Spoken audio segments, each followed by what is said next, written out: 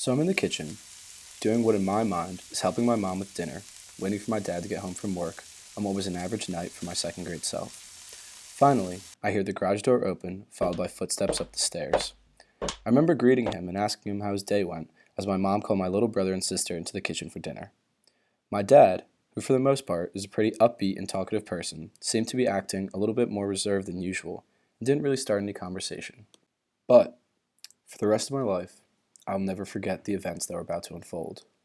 My dad looked up from his food, sharing a look with my mom, and began rather abruptly. So, I got a really good job offer a couple weeks ago, and after discussing it with your mother, I accepted it today. The only thing is that the job is in Spain. I remember my parents patiently answering an avalanche of questions that followed this statement, as my siblings and I inquired about what and where Spain even was in the first place. But above all, I remember when I asked what this would mean for us. My dad looked me in the eyes and informed, "We're moving to Spain." Being the narrow-minded child that I was, I declared that I most certainly would not be moving to Spain, and that it was that simple. The end. Game over. End of discussion.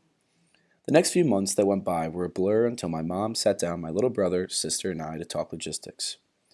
I remember her explaining to us that the movers were going to separate our belongings into two shipments, an air shipment and a sea shipment, and that the air shipment would arrive much sooner than the sea shipment. So, we would need to pick out our favorite toys and belongings to go with the air shipment so we could have them sooner. It was at this moment that my complete denial of the move slowly began to morph into a realization that this move was, in fact, very real, and I would not be left behind. The next thing I knew, movers were crawling all over my house, and in the blink of an eye, the home that I had grown up in and was so familiar with became unrecognizable. With the same structure, but an interior littered with boxes containing all of our belongings, which, soon enough, became completely vacant. I remember walking around my vacant home and just thinking to myself, well, I guess this is for real. I'm moving to Spain. Although the plane ride over was something like 9 hours long, it was a little kid's dream. Since it was a company move, Wyeth paid for everything and had set us up with first-class plane tickets. I could recline my seat all the way into a flat position and could enjoy movie after movie, with a woman bringing me as many sodas as I wanted. For a little while, I forgot all about my anger towards my parents and the move in its entirety. Finally, we landed, checked into customs, and got our bags. Outside, a driver was waiting to pick us up. When we walked outside, I cried out, "You brought us to a desert! A desert!" And let me tell you, Madrid, Spain is not a desert by any means. But, nevertheless, my dramatic self, who was still stubbornly opposed to the move, didn't stop there, and continued to pester my parents on why they would bring us to a desert for the entire car ride to the hotel. My negativity and closed-mindedness did not stop there, criticizing any aspect I could about Spain, or anything really. But this would slowly begin to change. On the third consecutive day of missing brunch at the hotel, my parents asked us if we wanted to see our new house. And I actually did get a little excited by this, because I was curious about where I'd be living. Also, my parents had told us the house had a pool and that we could bring our swimsuits and go swimming, which was a pretty big deal to me at the time. So, we all piled in the car and started to make our way over to the house. We pulled into a neighborhood which read Fuente del Romero, and then made a left up this hill and stopped in front of a beautiful Spanish house with high stone and metal gates. The house had an impressive terrace on the front of the second floor overseeing the street, with a wraparound patio leading to a flat backyard with freshly cut grass and an awesome pool. Whoa! My siblings and I kept gasping as we got out of the car and walked around. We then spent the remainder of the day playing in the backyard and swimming in the pool. And for the remainder of the day, I didn't think about my home in the suburbs of Philadelphia, or complained once more about the move. Before I knew it was the first day of school, which had the uncanny resemblance of a scene from a movie. I walked in, the teacher introduced me to the class, and pointed me to a seat. I then sat down, and the kid across from me introduced himself as Adrian too, which I thought was pretty cool because I never met another kid named Adrian too. As the day went on, I quickly made friends, and I even scored a goal at soccer at recess, and had a great first day.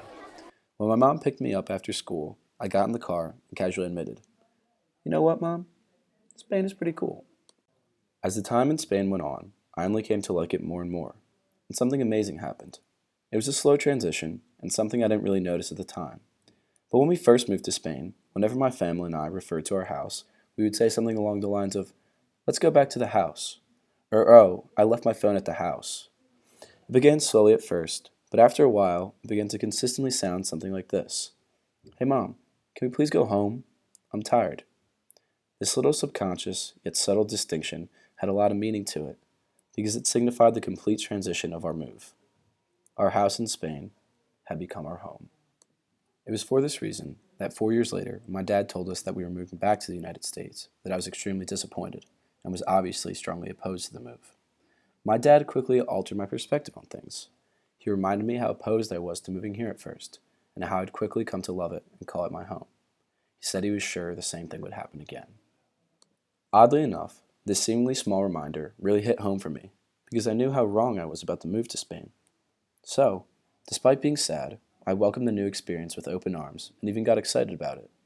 Me being able to not fear change, but rather welcome it as a new experience was the most valuable takeaway from the entire move. Humans innately fear what they do not understand, or what they are not familiar with. It is for this reason that humans fear and dread change. But being able to see change as something not to fear or get angry about, but rather to be able to see change as something new and exciting that will bring with it a whole new array of experiences makes undergoing change much easier. It is for that reason that the next 3 times my family moved, it only got easier and easier, and I did not get angry or scared, but rather I welcomed the change and was excited to see what new experiences our new homes would have in store. It is for that reason that I was excited to come to college and see everything new that it would bring. The older you get, the more resistant to change people tend to become.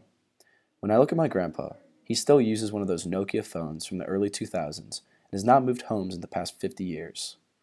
So, I urge young folk, whether you're in high school or starting a real world job, to train yourself now to see change as something to get excited about and to welcome, because it will make every change in your life that much easier to endure.